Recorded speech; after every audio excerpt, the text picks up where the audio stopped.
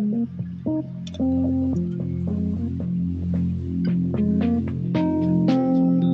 are we here for? What do you truly want?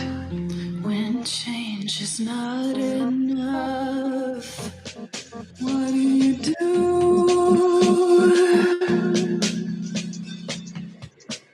What are we here for?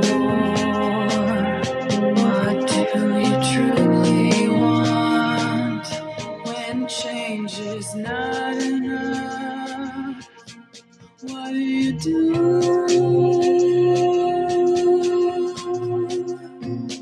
Let's talk about it, the problems we face. Let's fight hatred, no time to waste. The mind is naked, we can see it without an X-ray. Life is easy if we work together. We're the keepers, we're the people, we all equal, filled with purpose. The past has pain, it'll drive you, even make you take aim. But together is where we should aim. Together is where we should. What are we here for? What do you truly want? When change is not enough, what do you do?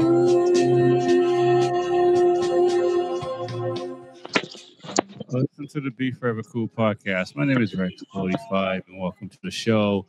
The motorcycle season, depending on if you're in the kitchen chefing it up, is about to kick off. I'm excited. This round, the first round for World Superbike is in Phillip Island. I know the gang is ready. So, without no further ado, let's get this thing going. TJ, man, welcome to the show. What's good, man? What's going on, Rexy? How you doing? Man, I'm good, man. I'm good. I'm taking it one day at a time. I'm in the now. Sounds man, I'm just so ready for this winter to be over. Living up northeast, the snow's not melting. I feel like I'm just, we're almost there. Just reaching for that time to get on the bike. It's going to be finally our time. You guys are fortunate down south to still start up the bike and hit the streets or whatever. But, I just can't wait. And now that we got racing up on us, I'm excited. So. Yeah, I'll say I'm not hitting the streets as much as I'd like, which is the downside. Because of just being busy, and it's what it is. Though I'm not going to complain. I am definitely more fortunate than when I was up north for sure, being able to ride the bike. And I did put some carbon wheels on the Panigale and took it for a ride this past weekend. And listen, man, I wish all my bikes had carbon wheels. That's all I know. They shouldn't make bikes without carbon wheels. They are the business. But let's talk about the business of motorcycle racing, and we'll keep this going. Reese, man, welcome to the show, man. How you doing, man? What's good, man? What's good, man? You guys run carbon wheels in Motor America? Nah, can't use no carbon wheels. Craig. You replacing them after every session? That would be a costly thing, man. No,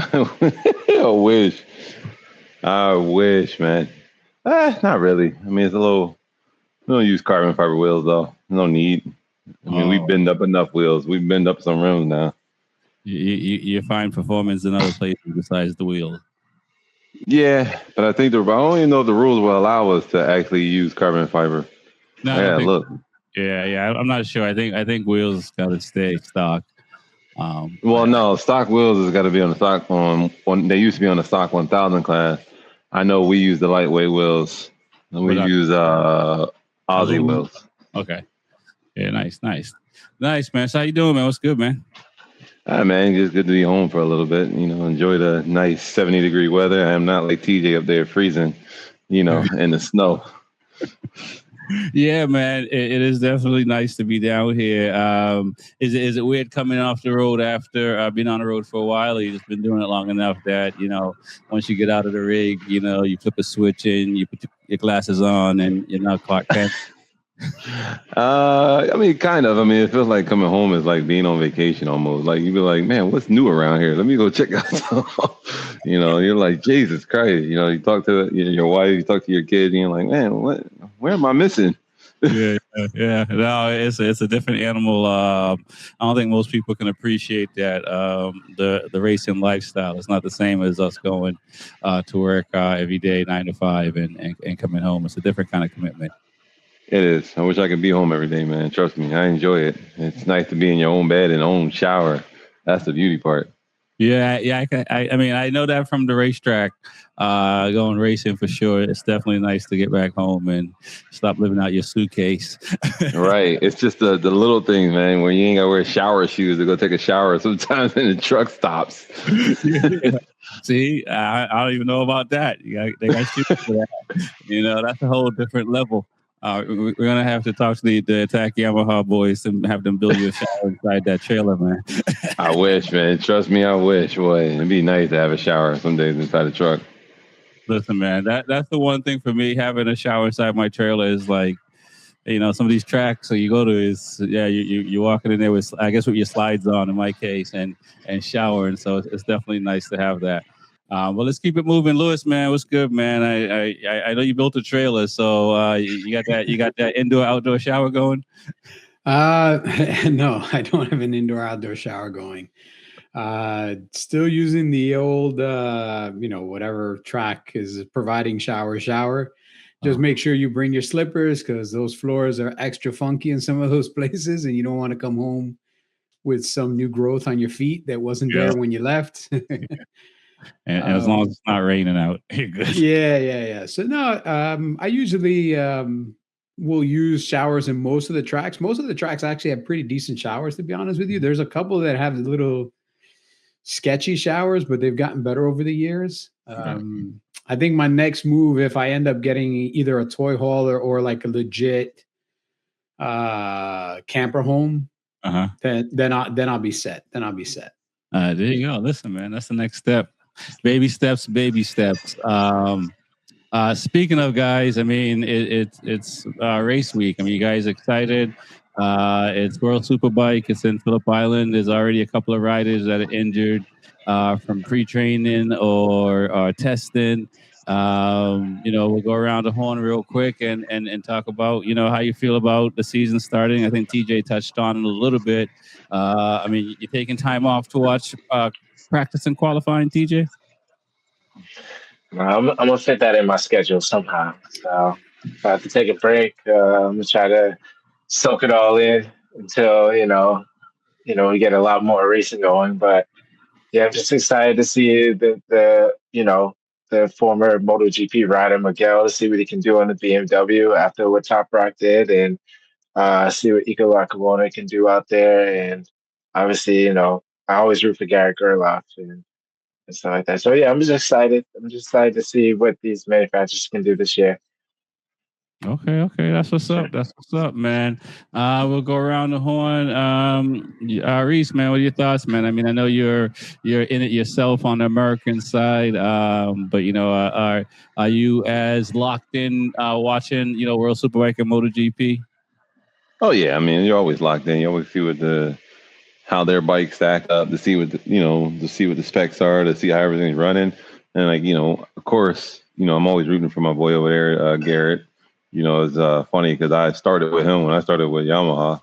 That was my first initial rider. So, I mean, we go far back, and then so I'm always rooting for him. So I'm definitely interested in see what's going on and see what happens. Nice. Lewis, man, what are your thoughts, man? I mean, it's a business. It's the beginning of the season. I know you're gonna be looking at the numbers to see if it's gonna start off with the crowd growing and all that fun stuff. We're gonna talk about the Harleys in MotoGP down the road. But what are you looking to see this first round in World Superbike? I mean, first attendance would be the first thing, because I think you saw the news that it looks like this will probably be, or next year will be the last year that MotoGP will be going to Phillip Island. And if it's the last year the MotoGP is going to Phillip Island, I don't know if the days are long for World Superbike to be going to Phillip Island. Maybe they do because they're owned by the same entity, so the entity maybe only wants to have one event at Phillip Island, make it World Superbike, and then bring MotoGP somewhere else. So it'd be interesting to see what the turnout's going to be, what the weather's going to be, because Phillip Island is one of the most unpredictable tracks when it comes to weather, unfortunately, because where it's located. And then then the big question is going to be like, how big an ass whooping is Bulaga going to give everybody? Because without Toprak there, like, is this guy going to walk away with the championship? Is anybody bringing anything to the table? Everybody's saying that Oliveira is looking good, but on the opposite side of the paddock in the same bike, Petrucci is not saying the greatest things in the world about being on the BMW.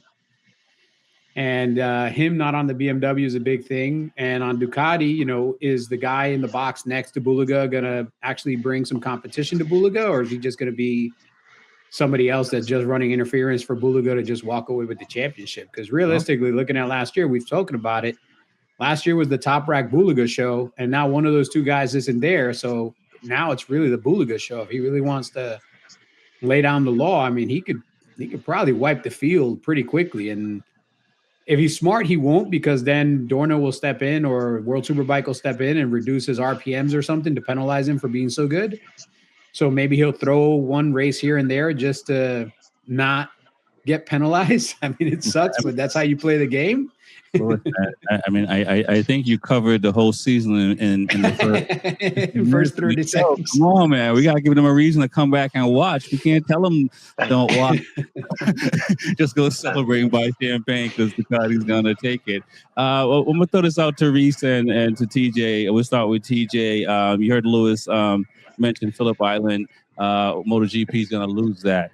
And, I mean, we look at Assen, and Assen's been around from the beginning of the GP racing era from 1949. I don't know exactly how long Phillip Island's been there, but Phillip Island is an iconic track.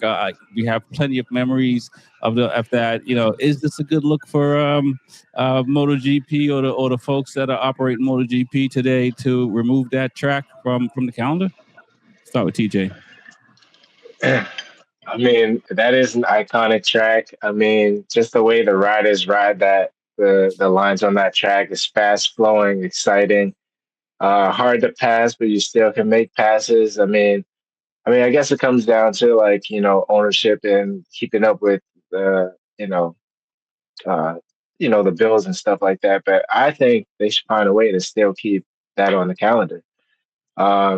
If they do take it away, I don't like the idea of the street race. Sounds a little weird. Definitely gonna have to see a layout on that. So I don't think that's a good substitute. I think they should find another track. Like, I know there's a couple tracks that they discontinued, like Argentina, Termas. They've gone and stopped racing there and gone back. But yeah, I just don't think it's a good idea. I think they should somehow still continue to be at Phillip Island. Okay. Reese, what are your thoughts, man? I mean, I haven't had the chance to go to Phillip Island. It's on my bucket list. I guess I might be watching in World Superbike, but your thoughts, man? I mean, I feel the same way as TJ. I don't think they should actually stop racing there. That's one of your iconic tracks. I mean, it's as Lewis said, though, it does the weather's unpredictable. You never know what the weather's going to bring there, but it's one of the iconic tracks. The way the layout is, and then the way they're coming across the front straightaway, it looks like you're just going completely down into the water. But it's an iconic track. It's like taking like one of the heart and souls away from the actual GP series. So, I don't think they should do it. I think they should actually keep that going and not take it away. It's going to feel weird without the Phillip Island. Yeah, I agree as well. It's one of the tracks that's synonymous with a lot of the riders. A lot of great things happen for a lot of riders there, and it's Australia. Who doesn't like Australia? Guys, races that have to fly 87 hours to get there don't like Australia. Or races that fly in the seagulls. Yeah. I mean, you got to remember the track has also had its fair share of issues, not just weather related, but it's been the track that's had shortened races because it destroys tires. It's had, shortened races because of other tire-related issues, heat issues, weather issues. I mean, it's a great looking track. It does make for really close racing, but overall, it's a problematic track on the schedule. It's probably one of the most expensive tracks for MotoGP to actually set up in because of the transport to Australia. Even if they do it as part of the flyaways while they're in Asia, it's not like a 3-hour trip from Japan to Australia. It's far, dude. Like it's far. And then transporting to Victoria Island is not easy because again, now we're on an island, so we have to fly into this area, then transport everything there. So logistically, it's not an easy track to have a race in. And Dorna did give Australia the opportunity to move it somewhere else, and they, the government kind of just balked on it. So at that point, you know what? Then no GP for you. That's unfortunate. That's definitely unfortunate. All right, guys, let's jump into World Superbike. I mean, you heard Lewis say it, TJ. I mean, we have a reason to continue to start watching World Superbike, or is this what it sounds like? Unless Bulaga takes out Bulaga, it's going to be a Bulaga. Of course. I mean, he's going to have to prove himself. You know what I mean? Like, okay. When it comes to racing, it's not handed to you. I mean, Top Rock gave him that fuel, I think, to keep his passion to try to get that number one spot. Now he's kind of just left out there like, all right, now I have to do it. So, like, he's going to have to, a lot of racers you see getting injured, he's going to have to stay injured free. You're going to have to race smart. There's going to be sharks behind him. So he's going to have to, it's going to be exciting. Like, we can all predict that he's probably going to just take it away because, 3 races in a weekend, if he just gets on the podium all the time, it's just, that's what's going to happen. But, just want to see some other riders challenge him. Maybe like Sam Lowe's up there, Stefano Manzi, and that's better. Daniel Petrucci, Ika Lacavona up there fighting, and hopefully, we see, like I said, Miguel out there and a couple other guys fighting to the front. So, all right. Hopefully it doesn't come easy. That's what I'm saying. Reese, man. Reese, you're the professional on this show. One of them. Does TJ have a case with Ika Lacavona, Manzi, Oliveira? Is there a case there for these guys to be the dark horse because they are the unknown since they are on new bikes or new to back in MotoGP? If you look at Manzi's new to the MotoGP World Superbike. Manzi's new. I'm thinking of Baltazari as well coming in. I mean, is TJ got a point? I don't know if anybody's been watching the freaking testing, but I'm gonna call a spade, and no, TJ does not have a point. Like Bulaga was gone. And according to testing and according to lap time, it's gonna be a Bulaga show. It should be a Bulaga show. And from what I've heard, with even club racers, the new V4 more feel and a lot more stable in the corners with the double-sided spring. Yeah. So it's a beautiful bike. It's the problem. Okay. All right. Man, I don't know. I guess I kind of disagree a little bit because, we see in MotoGP with testing how some of these guys, the senior guys, as we talked about last week, are not necessarily looking for the lap times.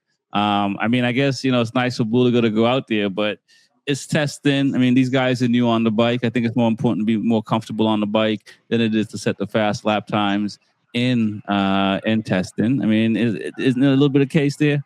Some of these guys could be holding out Manzi. I mean, he's on a Yamaha, but So are you saying practice is important? Practice isn't important? Practice? It's important for different purposes. For Bulaga, I think, and for Ducati, I think they have a good baseline already. You also got the MotoGP guys testing on that bike, so I'm pretty sure they're getting a lot of data from that as well. So you know what I mean. I think it's easier for Buliga to do that than to say a Manzi, than to say Petrucci, or obviously Oliveira and these guys. You know, at least those three guys, and Ikaluka Ono. I think will finish like 6th or something like that. So he always gets faster in races. I mean, it is easier, but still, you know, we're looking at like Lewis said, practice is important. It's always going to be important. I mean, look at Marquez, who's always faster than practice in GP. Mark, right. Who's faster in race? Mark. Test. Just testing.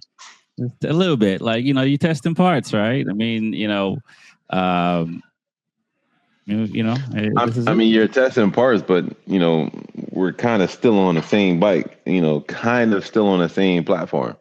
Everything's kind of the same, just a new swing arm. Kind of a little bit of a new chassis, but still the same swing arm. So, and when you're testing, you still need to test at speed, because you don't know how the bike's going to react unless you're trying to push it to the speed you want it to go. So it's not like you're going to go 3 seconds a lap slower in testing. You want to see if you can go 3 seconds a lap faster. So what was the second guy in testing compared to? Do we know what the time is? Lewis, can you look that up? I think it was on the web. I'm trying to check myself. 6. I don't have my laptop with me, so. Nikola Buliga dominated Phillip Islands, running laps into 128s, 129s, and he swept the 2-day event. Yep. This was testing? This was testing. Yep. Right. Yeah. Okay. That's what I remember. So he's not taking it easy. No, I think he did over 20 laps in that time. So let me see who the second guy came in. Because Garrett was 4th. I know Garrett was 4th. All right. So now Lowe's actually. So here's the end of 2026 testing. So Nikola Buliga was 128.6. Sam Lowe's was next closest guy. He was 0.6 of a second slower. Okay. Baldassari was another 0.7 of a second slower. Bassini was almost 0.9 of a second slower. All right. Yeah, but 6/10, 20 laps, that puts you 18 seconds behind the leader, man. Yeah. So the leader can start wheeling last lap. He could do a stoppie, a wheelie, another stoppie, another wheelie, and you still finishing 5 seconds behind him. Yo, he could actually stop, pull that wedgie out of his butt, wave to the crowd, and then go back. Yeah. I do think it's going to be a little bit closer than you guys are predicting. I mean, I think that, you know, Buliga. I think people need to, but I think these guys are going to be pretty hungry. Well, let's do it this way. How many of you are buying the World Superbike video package? I already bought it to watch it live. I already bought it. I got it. I'm buying day by day, because if it starts getting running away, I'm buying it event by event, like every event. Like I buy this one, because if it starts getting over the hand, I'm like, I ain't even buying no more. It's over. You're buying the half-season pass. No, man. I don't think it's going to be that bad. We'll see. I think Manzi has something to prove. I think that. I can't even say Alvaro Batista, because we'll see, right? But I think Manzi has something to prove. I think the BMW guys, I think they're gonna override, not necessarily override, but I think they're gonna be close to what BMW did last year, and stuff like that. But let's talk about these other guys. I mean, you know, Alvaro is on a new team. I mean, is he top 8? What are we talking here, guys? We'll start with TJ. Is he top 8? I mean, yeah, I think so. I mean, he got the fight in him. I mean, obviously the weight issue, but I mean, he does know how to ride. He's getting a little older, but I think top 8 is solid. I mean, Alvaro, I think Petrucci finished like 4th last year on that with that team. Yeah, I mean, like, he got a lot of experience, and I mean, I think he still has a lot to prove as well. I mean, a lot of people are saying he got a lot of excuses behind him and stuff like that. So, yeah, I think he has a lot to prove. But yeah, top 8 I think is very solid for being on a new team. I mean, I'm just want to see who's going to be fighting behind Bulaga. Obviously, we're predicting him to win, so I want to see like who's the top 3, but I don't see Alvaro up there. All right, man. Reese, man. I mean, you either got to stop recording or talk about Alvaro and some of these other guys. You know what I mean? And, just figure out, where we're going to meet up at Motor America. I mean, I said top 8 for Alvaro, but, I mean, he should finish top 5 on that bike. That bike finished top 4 last year. So, I mean, obviously it's a new bike, but still, same team. Same team, but different rider. Every rider, has a different setup, different feel, rides a different way. Pushes a different way. It's not all the same. Plus, it's not the factory bike that has all the factory specs, all the factory goodies. So, I mean, I would give him top 8. He can finish top 5 here and there, but I would definitely give him a top 8. Okay. I'd definitely give him that. All right. I mean, Lewis, what are you saying? He ship him to America? I mean, what are you saying? No. I mean, I'm looking at the teams right now. And I think Iker Lecuona is going to be up there towards the front on a Ducati, being Nicola Bulaga's teammate. I think he's going to move up. He did really well last year on a bike that everybody knows is not the greatest bike, but it's getting better. I think if he stays healthy, he's top 3. Yeah. I think the other one that's going to be interesting is who's going to pick up the slack at BMW. I think Miguel Oliveira probably is going to outperform Danilo Petrucci. I think he's coming. I think if I had to choose between the two of those, if I had one choice today, I get to pick one of those two riders to be my number one rider. I'm picking Oliveira all day. Right. As long as he doesn't get crashed into 50 times every weekend, because that's been his Achilles heel. Petrucci did finish 4th. On a different bike. Yeah, I know, but so he has the pace. I'm not saying he doesn't, but remember, a tool makes a big difference in how good you go. And now he's on a BMW. That top rack could go really fast in it, but I don't remember seeing a lot of other BMWs finishing on a regular basis in the top 8. Got you. So I think between those two, Oliveira, I think the Yamaha team is going to be looking at the back a lot of tail sections all year. Mm-hmm. It has nothing to do with the riders because Chave and Andrea are both great riders, but I think the Yamaha R1 just hasn't progressed. And everybody else kind of has. In the Sparks team, I would put Bautista, so that would put him in the top 8, definitely. Okay, all right. On the Biamoda team, I think Alex Lowe's is still going to be there, but I think Bassini is going to surprise some people because this is a kid that's got he's got the bit between his teeth, and he definitely has a lot to prove. He's young. He just wants an opportunity. So I see a lot of different faces in the top 8, not just the usual suspects.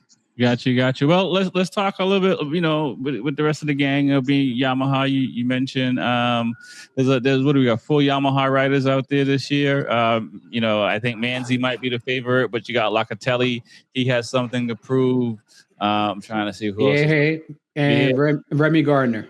And Remy, right? I mean, Remy has a lot to prove. I mean, he's a whole veteran now in the Superbike paddock. So, and I mean, if you look at all these guys that came over from Moto 2 or Moto GP, I think he's had the biggest struggle. It kind of makes you wonder if Tech 3 and KTM guys were kind of right because he's one of the few riders that struggled in World Superbike. But you got these 4 guys. I mean, is it the bike for these guys for 2026? Do they have a weapon that they can be top 4? We start with TJ. I mean, they just need to figure out, like when they have to come down the straightaways at top end speed, I mean, that's probably going to still be their Achilles heel. So if that can be fixed, I think Yamaha will probably do a better job than we think. But for sure, Manzi is probably the favorite. Locatelli definitely had a good year last year as well, a couple races. But I would say Manzi for me. But I think even if Manzi's doing great, they still would need that top end speed just to keep up. I feel like the Ducatis and the BMWs got that. Right. If the Yamaha is a 6-shooter, I definitely want Manzi holding that gun too. He gonna hit everything with them bullets. What are you saying, Reese, for Yamaha? I mean, is it Manzi or some of these other guys like Locatelli, Gardner? They got to do something. Chavi's a new guy on the bike, so he may get a pass, but they got to do something. They got to be top 5, right? 4. Yes and no. I mean, listen, I'm blue all the way, but we do lack on top speed. I mean, you can see that in the traps, and that does hurt. But there's a lot of times where, as World Superbike, it kind of does favor some of the tracks will favor the Yamaha. Where we can progress.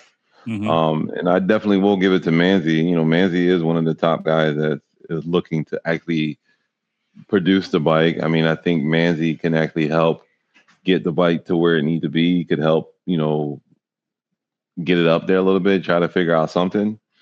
I mean, you had Toprak that was there, but then Toprak left. But I think with Manzi, I think he's going to be doing something else. I think he can actually progress a little bit more than the Locatelli, than Gardner, than Chavi. I think he can actually progress that bike further. Yeah, I agree. I mean, I think Manzi's the closest thing to a Bulaga.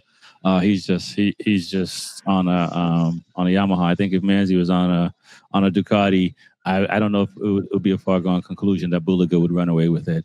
No, because I know they do bounce. I know we here on our end over here, they bounce a lot of ideas from us, and we bounce back and forth in ideas.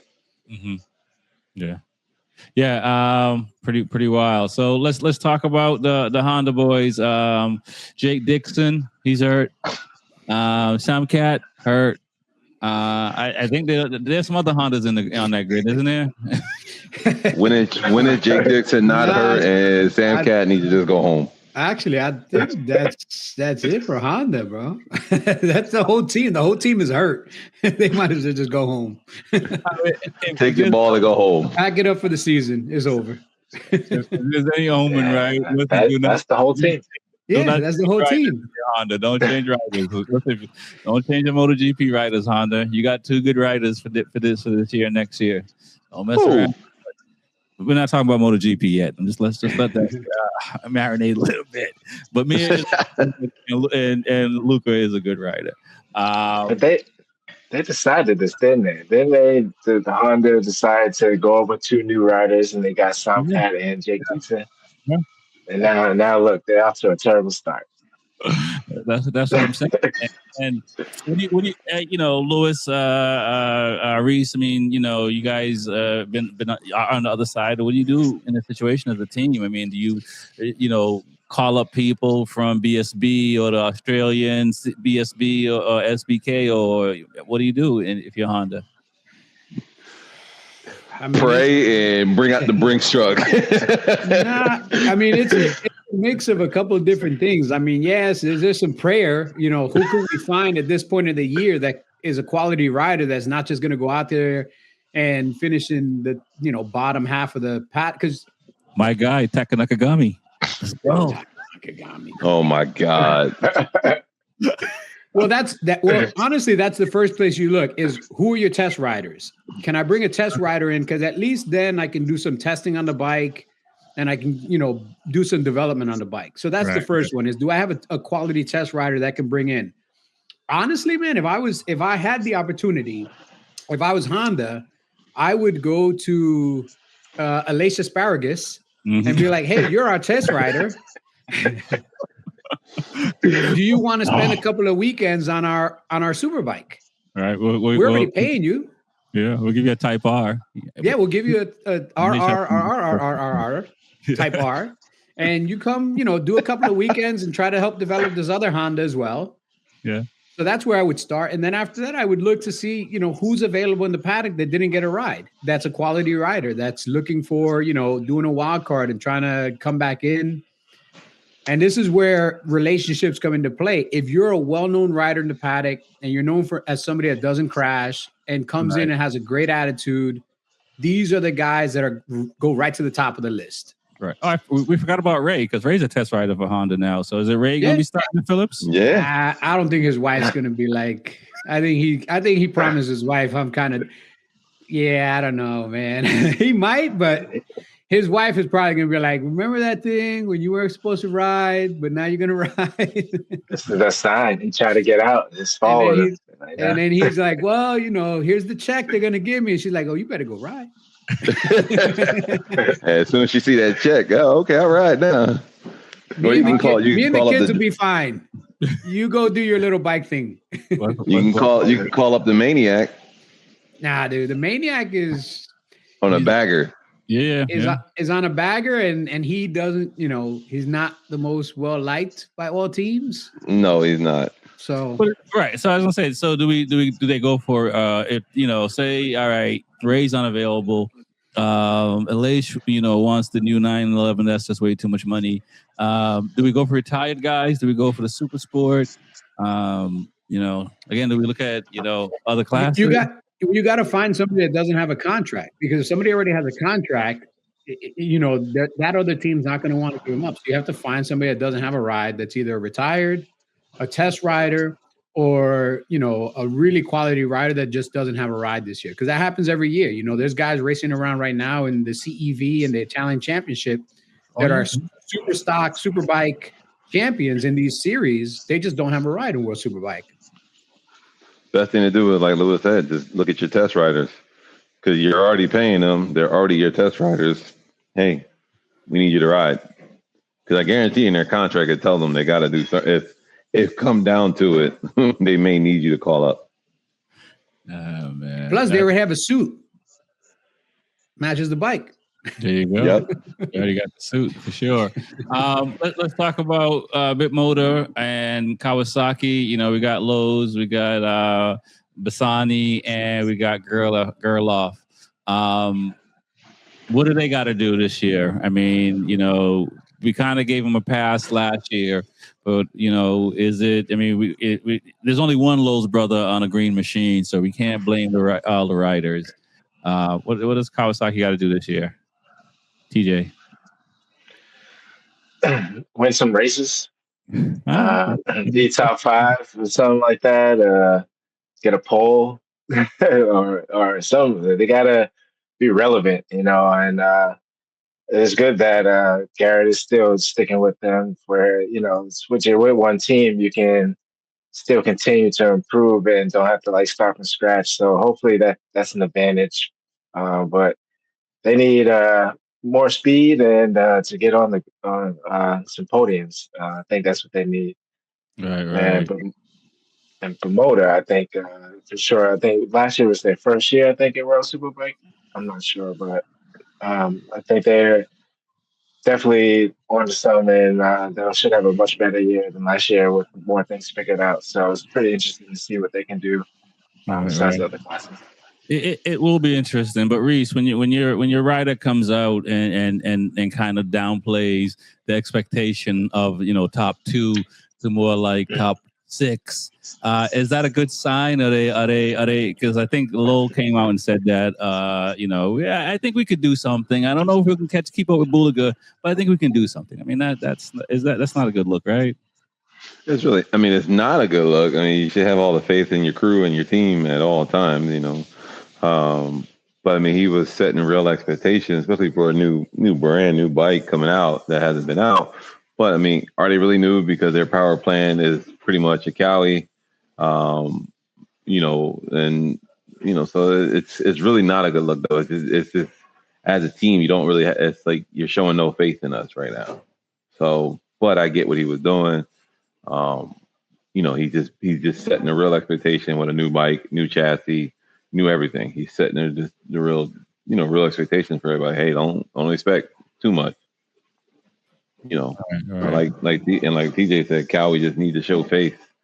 Mm-hmm. They definitely need to show face, because a lot of people don't know the only team that's Cowie is that Cowie team that Garrett's on. That's the only Cowie team, and it's factory supported. It's not like a full factory team. It's and Garrett's the only one on a superbike. The rest is super sports. Right. Lewis, man, what are your thoughts on Cowie and that what we've just been talking about as far as Reese and TJ?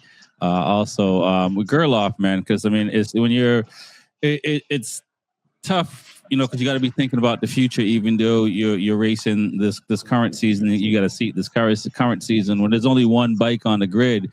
It doesn't give you the same comfort as if there was like two bikes on the grid. Because where else can he go? Maybe he already left BMW. He was with Yamaha. I guess the only place he hasn't gone is Ducati. So I mean, he's in a Honda. Yeah, he could go to Honda too for sure. He's sort of in a if they don't win, in a tough situation, right? Because he has to get some podiums, if not win. I mean, the sad part about the situation is, if you kind of understand the history here, is Kawasaki bought controlling stake in Biamoda, and then they went racing with a Biamoda chassis with the Kawasaki engine. And pretty much Kawasaki kind of just, I'm not going to say they completely threw up their hands and quit World Superbike, but you only have one factory ZX10. The ZX10 used to be the dominating bike in World Superbike. Like Jonathan Ray used to crush people. And, again, maybe it's this Japanese mentality where they just kind of stopped caring about leader bikes. Honda's starting to care a little bit more now, but Yamaha has been pushing the same bike out there for like 72 years now. Kawasaki is more or less the same bike. I mean, this year they made, not just bold new graphics. They didn't do the Suzuki thing. They actually did redesign the bike a little bit to give it a little more power, a little bit more this, a little bit more that, but it's not a true ground up development of a bike. It's still more or less the same ZX10 with some new pieces. But when you're out there by yourself, you don't have a teammate, you don't have a second person to try things with. So every practice session is also your only testing session, because you're not going to get other data to compare. Right. You can't really compare the Biamoda data to your data because the chassis is completely different. So it works differently than your bike. So even if you do get information from them, it really doesn't apply directly to your bike, because it's not the same swing arm. It's not the same frame. It's not the same triple tree. It's not the same geometry. Like, you can't get it to be what a Biamoda is. So whereas Biamoda has two guys that can kind of feed back into the animal, Garrett Gerloff's out there like, dude, he's a one-man show. He's running out there. I mean, I'm surprised they don't have him changing his own tires, because that's really the next step of just embarrassing this guy, because the dude has talent, but he's the only guy out there on this bike. It doesn't seem like Kawasaki is investing in them at all. And for me, a win for Garrett Gerloff is if he can, out of the 12 races this year, I think there's 12 weekends. Out of the 12 weekends, if he can get 50% of the time a top 12 finish, that's a W for Kawasaki.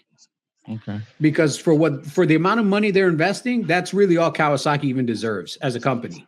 It's embarrassing. Like, Honda only has two bikes out there, but at least they have two bikes out there. And at least they paid to have two quality guys join the team, even though they're both on injured reserve. They did put up the money. They put up the bikes. They have two guys. They brought two quality guys, hoping that they didn't get hurt. Right. So Honda's invested, but Kawasaki is just like minimal effort to even show up. I mean, this is literally one step above a club racing effort that Kawasaki is putting in, is my feeling. And I hope that Gerloff is able to stay in the paddock, walk around the paddock, talk to other teams, and hopefully next year sign to another team, because Kawasaki is just not the place to be, man. Yeah, right. No, I agree. It's tough to watch and see, and we see what the folks on the Motor GP side are trying to do to bring more Americans in. Should they be throwing some of that money in the World Superbike, guys? I mean, last time I heard, I know Garrett wanted to come home. He was ready to come home. Okay. He was ready to race Motor America. I mean, go ahead, TJ. No, I mean, I was just when he was on BMW, and they had, I think, like 4 bikes at the time or something like that. And he just struggled to get in the contract, and then he landed on Kawasaki, luckily. But I'm still glad he's in there. But I agree with you, Lewis. Like, the way they're treating Kawasaki right now is just not a good look. And I can just understand how Garrett would actually feel for all the effort you got to put in, and still you ain't putting that effort the same on the other end, So what Reese was saying that he wants to come home. I kind of believe that, but I just hope it don't happen. Right. No, I hear you there. I mean, I wish Cam Bobia was still in Moto 2 as well. I mean, it's good to see more Americans. I mean, it's tough because you got to make that sacrifice and be away from family. And Reese and Louis, you guys know that all too well. Traveling, so I mean, the grind does get does grind you down after a little bit. You know what I mean? So. We got a little bit of talk about before we get out of here. So I guess let's move to MotoGP and Andre None and that signage and what do we think is going to happen for the Moto GP Bagger Series? Is it going to be a hit better than the Moto E? What are your thoughts, guys? I think a Bagger Series is going to be a hit. Just the way it is evolved over here in America, and now Moto America is more revolved around the Bagger Series. I think it's just going to be something crazy. So I think it's going to be a good hit. I'm excited to see how this all turns out. Yeah, I completely agree. I mean, I saw a Harley that was $110,000 with Oleans on it, man. I mean, come on, Reese. I mean. We can't say the Panigale is the most expensive bike anymore. That goes fast. You agree with TJ? This is going to be a win for MotoGP. I mean, it can be, yes. I mean, it can still be a win. I mean, but MotoGP is MotoGP. Mm-hmm. I mean, it doesn't really need any help on its own. It's a standalone thing. It did help, Bagger Series did help here in America and then put more fans in the seats and got a different viewing on it. But is it really racing or is it just an oil fest? It's really racing, even if there's oils. Because my question is, you don't want a sport bike, but you want your big fat pig to be a sport bike. I mean, listen, we got trucks racing and car racing nowadays, right? We got a truck series. We do. And at first we thought it was weird. Then they brought the semis out, and we see them racing now, and they're doing tricks and all that. Now we see people racing the school buses. Oh yeah. I mean, I get it. I get the concept of it. I'm like, I can't knock it because it's bringing in a ton of money. But to crash one of them things at over $1 million just to put one of them together, you were insane. Come on, man. It's like going to the spot. Just let it rain, man. Yeah, that's going to the ER. I'm going to have a heart attack after I crash. What are your thoughts? I see the numbers just coming out of your ears. $1 million, one crash. Diversify. Well, the problem is that, I'm not going to say that we've completely engulfed the entire sport bike community, but we have saturated the racing game has saturated as much of the sport bike community as it can. There's still a huge section of the sport bike community and sport bike riders that do not watch any racing at all. I know. They're not real. And it blows my mind that they don't they ride sport bikes. They do everything else. They have no idea who a racer is. They've never seen a race or anything. And this is what I look at as the V-twin market. 50% of all motorcycles sold are V-twins. They're cruisers. This is a giant amount of people. And these people are invested in their motorcycles just as much as sport bike guys, if not more so. Right. There's not a lot of sport bike guys that will pack all their shit up and drive across the country to hang out for a week in Daytona, driving up and down the same street, getting tickets for having loud motorcycles, just to be with other people that have the same bikes they have. They just won't. So this is a huge market. We're giving a product that's specifically targeted at this market, and the numbers don't lie. When Harley Davidson showed up and they did the bagger race 2 years ago at COTA, the attendance was almost 20%, 26% higher than it was last year when Harley Davidson didn't show up.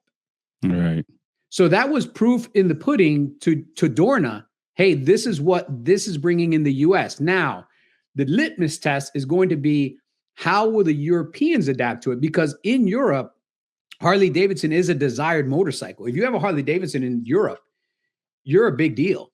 Like, you know, like the Harley Davidson is the equivalent of somebody here having a Ducati Panigale. It's like, ooh, that guy's got a Ducati. Okay. It's a shitbox, but he's got a Ducati. In Europe, it's the same thing. Oh, that guy's got a Harley Davidson. He's got money. Look at that. He parked a Harley Davidson next to 7,000 Vespas. So it's a unique thing. So if they adopt it and they take it to heart, and again, the litmus test is going to be when they race in Spain and when they race in Italy. Okay. If the fans in Spain and Italy get behind it, and if Harley Davidson is going to invest the way they're going to invest to try to make a Harley Davidson village in these races and try to bring more fans, it will do really, really well. It'll go from being the sideshow freak of the event to eventually being as important as Moto2, Moto3 as a support series. I think at first it may get some snickering and stuff like that. But I think when they start to see the lap times and they look at what sport bikes are doing for lap times, I think that just like we saw here, it's just kind of like, oh, they only like a second or so off of a super sport bike. Yep. You have to kind of, even though they, as Reese saying, it's spitting out a quart of oil and drinking 10 gallons of gas. I mean, it's only 6 laps for a reason. For real. That's all it's got in it. After 6 laps, it's going to blow up. The motor has only got 8 laps at the most. So you got your pit out, you got your sighting lap, you got your warm-up lap, you got your sit lap, and then the motor's ready to explode. But in those 10 circles around the track, if you get, I mean, I don't know what the grid size is right now, but if you get 25 baggers out on the grid, it's going to look impressive, man. Because 25 baggers take up as much space as 40 sport bikes when you look at the size of these bikes. And let's say you get 3 baggers going down the front straight at Mugello. Yeah. Come on, man. Well, I mean, I think it's going to be the tracks that got the narrow chicanes is going to be the issue. Like when they go to Bolton and some of these places, we'll see if they'll be able to make them turns or at what speed they can make those turns and stuff like that. Well, they're going to Circuit of the Americans, Mugello, Assen, Silverstone, Aragon, and Austria. Okay, all right. So they picked these specific tracks for certain reasons. Yeah. Attendance, eyeballs, and by keeping them all in Europe, they can keep the cost down because they don't have to fly these things to Malaysia, Japan, and all these other countries. So they do one race here in the US, they bring everything to Europe, and then they just truck everything from event to event around Europe. Italy, Netherlands, UK, Spain, Austria. You can get there driving. You don't have to fly these giant bikes in a plane. And so let me ask, and I assume the Bagger Series in the US is still going to continue? Yes, so the Bagger Series is continuing as its own thing, just as the Bagger Series. So that's why Kyle Wyman, for instance, you would think a guy that's won as many races as he won, a championship as he won, would be a natural move to the World Bagger League. However, he's not. He's going to stay here in the US because for Harley Davidson, it's important to keep winning the championship here, and he's their go-to guy. You know, he's been the guy flying this Harley Davidson bagger flag since day one. Right. All right. Before we got to hear, what do you guys think of that $110,000 Harley? I mean, besides, it's a good place to take a hot bath with all that oil. Is it $110,000? Yeah. Yeah. The CVO, whatever. Yep. The CVO race for just like orange and black or something. It's like 110 grand. Yeah, bro. What is it? The frame? What's up? Yo. $110,000 Harley, man. I'll buy myself a fleet of Gixxers and crash them all day and still have 800 Gixxers to go.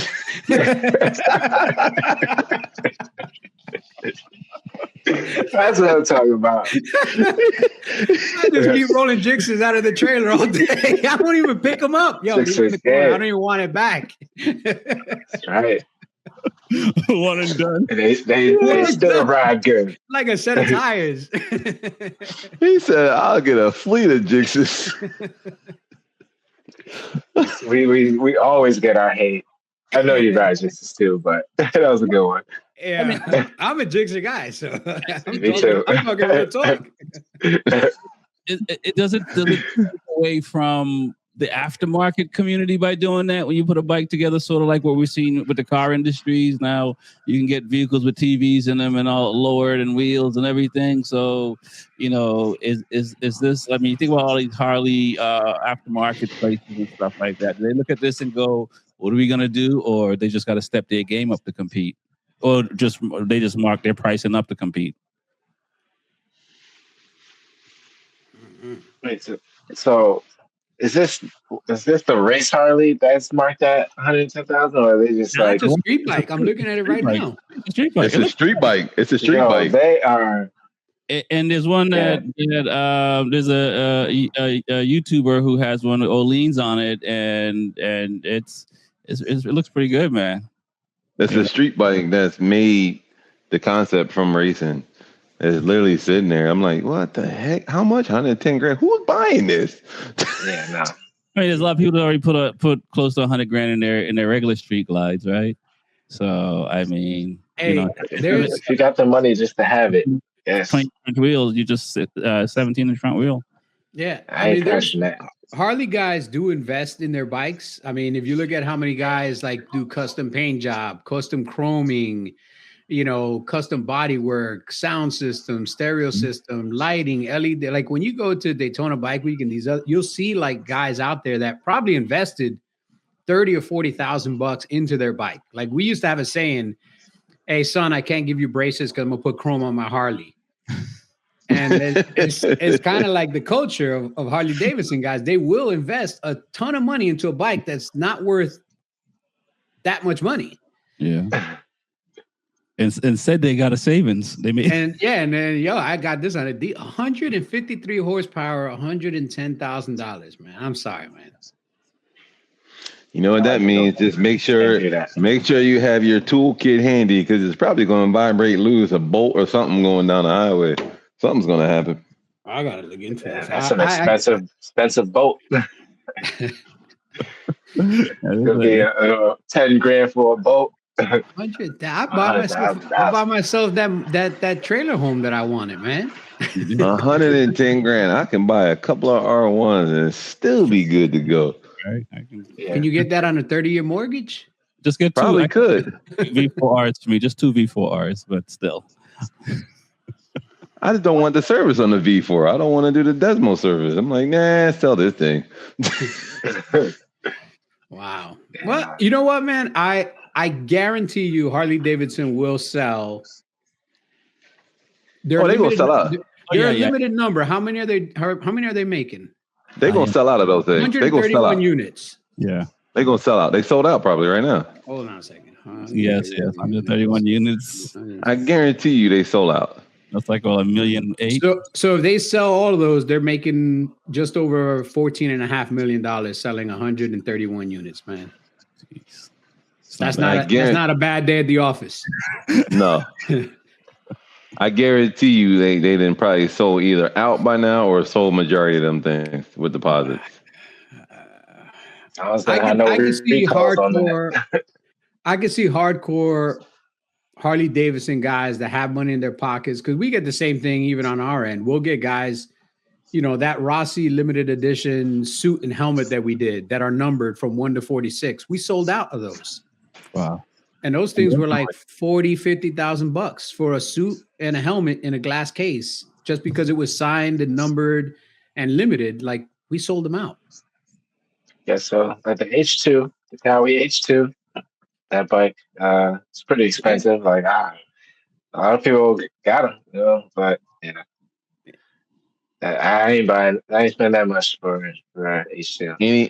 Anything limited, somebody's gonna buy it. When it's limited and it's like a rare, they're gonna buy it. Yep. That's what everybody wants. They just want something rare and limited. Well, listen, man, if I get a spin on one, I'll definitely take it and see what it's like, because it got to be a little impressive. Until it spits out that oil. I'm sure it comes with a decent warranty. There you go. You know it has to. $110,000. They better come to my house and pick it up. So what do you just go to a regular Harley dealership? Be like, hey, something's not working. Here's my $22,000 deposit. Yeah, something like that. I think it's, well, I don't know. It might be 0% financing, but that sounds like a Ducati right there. All y'all limited edition bikes coming out and everything limited for y'all. Hey, listen, the other manufacturers are learning. I mean, that they're seeing what works, and I don't know if I think Harley, I give them credit, right? Because when the Bagger Series started, I remember when they were testing that Black Hawk, and we were out there running with CCS Azure, and I'm like, what are they doing? I'm like, that's not gonna work. And look now. So it's pretty impressive, and they are capitalizing, and that was in MotoGP. So it doesn't get there's no bigger stage for motorcycle racing than that. So we'll see, man. Club races might stop with more Harleys and than R6s. Yeah, you don't want to go Harley racing. I don't think so, man. You don't want to go Harley racing. You'd be building engines all the time. For real. How many people does it take to get it off the stand? Probably like 3. That heavy bike. You're like, we're good. Leave this thing. Either way. I mean, TJ, go ahead. No, I was gonna say, how much weight is really shaved off on the Harley though, compared to like the street bike? I've seen the Moto America version, so obviously you can tell a lot of weight is shaved. So I know it's still a heavy bike. It's still heavy. All that bike is really. I know it's still heavy. It's just plastic. It's just literally. It's just plastic. All of it. So the quarter weight 785 pounds, including fuel. Wow, jeez. All right. And then like a street is like close to 1,000, right? 900 or something. No, that's the street. That's the CVO Road Glide RR. Okay. I think the Moto America bikes are right at like 625 or so. Like they're still heavy. I mean, they take the bags off. Those bags are hollow carbon fiber bodywork, but it's still 600 something. Like the motor on that thing is still a V twin. Like it's still a steel motor. Thing is, no doubt. Oof. Well, hey, if they can do it, Harley Davidson needs a couple wins. They had a rough couple years. They've lost a lot of momentum. They closed a lot of dealerships. They have a new CEO and new management team. So hopefully they can kind of turn things around over there, because Harley Davidson is 50% of the U.S. motorcycle market realistically.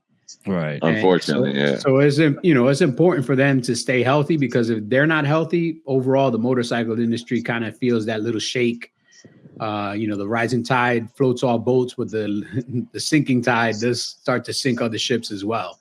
No doubt. Speaking of, we're gonna get out of here, guys, because there's more to talk about. I want to thank all the folks that are following, liking, subscribing, commenting, putting Lewis to work, got him explaining things, got the graph out, apologizing, all that fun stuff. We appreciate it. It makes us know we're doing the right things. We have some cool things coming down the pipeline, so keep it locked. My name is Rex45. It's the Be Forever Cool podcast. I want to thank Reese from Attack Yamaha, the real Luis Ortega, the numbers guy, TJ with 2 Wheels and Coffee. Peace. Peace.